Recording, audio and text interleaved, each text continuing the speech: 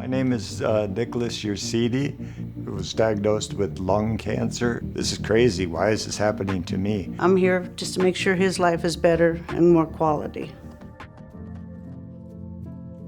I was pretty active. I did a lot of things. I worked a lot. I was pretty active with the grandkids. I really enjoyed doing all that stuff. And then all of a sudden, I was getting sharp pains in my chest.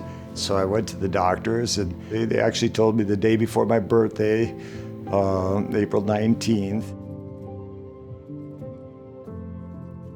We had some very tender moments, crying and stuff like that. And I've never been a smoker, so it was kind of shocking to me. I've worked at a lot of industrial places in my life, and I do actually live in a farming area. So any one of those could have been factors. And I was working for almost 8 months after the diagnostic, and I enjoyed working, and I was going there, but towards the end there, when it got close to Christmas, I was getting a little exhausted at work. So I took some vacation over the Christmas and the New Year's holiday, and that's when I ended up going into the hospital because I just couldn't breathe anymore.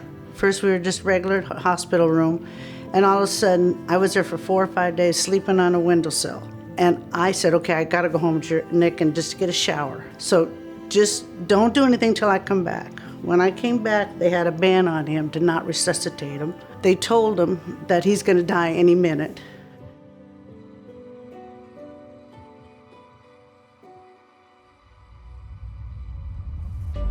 So when I came there, he made me sit down, told me, Colleen, they say I'm not gonna live anymore. It's over. I'm gonna go, but I wanna say everything to you before I go. He told me how much he loved me. He says that I don't wanna leave you alone, but I'm not doing you no good and I don't wanna live like this. He took off his oxygen. He pushed the button to lay down on the bed. I started screaming for them to get their, in there. I pushed the button back up. I put the mask back on. I said, no, we're not giving up. They came running in. I got really mad at them, and I told them, who told him to put that band on? I was gone for 25 minutes. I come back, and this band's on, and you're telling him he's gonna die? That's something you should talk with his wife about. And so they said, well, the doctor says he's not gonna make it. And I says, no, he's living. He's not going. So the next thing you know, the nurse ran in, brought this machine, took oxygen. He says, he's full of fluid. We need to get him to ICU and put IPAC on him. They did it. My kids and I came and we prayed for him.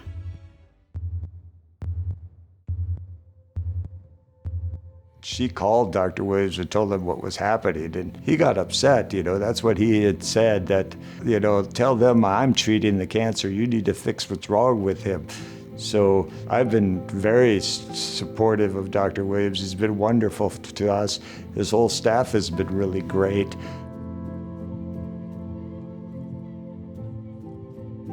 That clinic is just amazing. I don't know if you've ever been there, but you walk in there, everybody's smiling. They're always there, and they run to get anything you need. They're just so kind. You feel like, oh, I'm home. We were doing that immune therapy for almost a year. He added Cytoxin about 6 months later.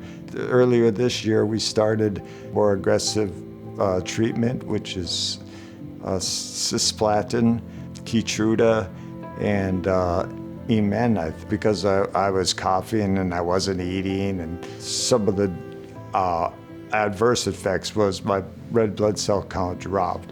So I had to get a couple of transfusions. I received 3 transfusions to get me back. I feel good. I almost want to make sure I go and get my treatments because I feel real well after the first three or 4 days after treatment. And then I'm looking forward to my next treatment.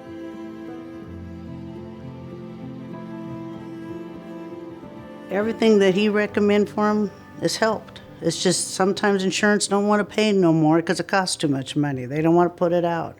Williams always worked that out.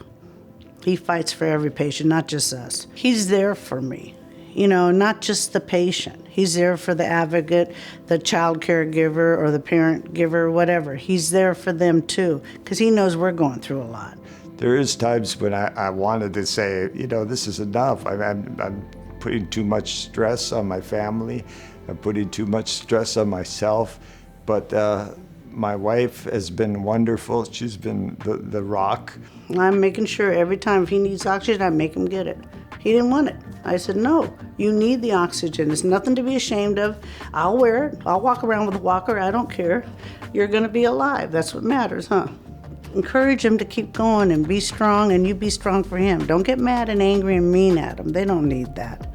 They need to know you're there for him and to help him. She's the one that I'm living for and surviving for.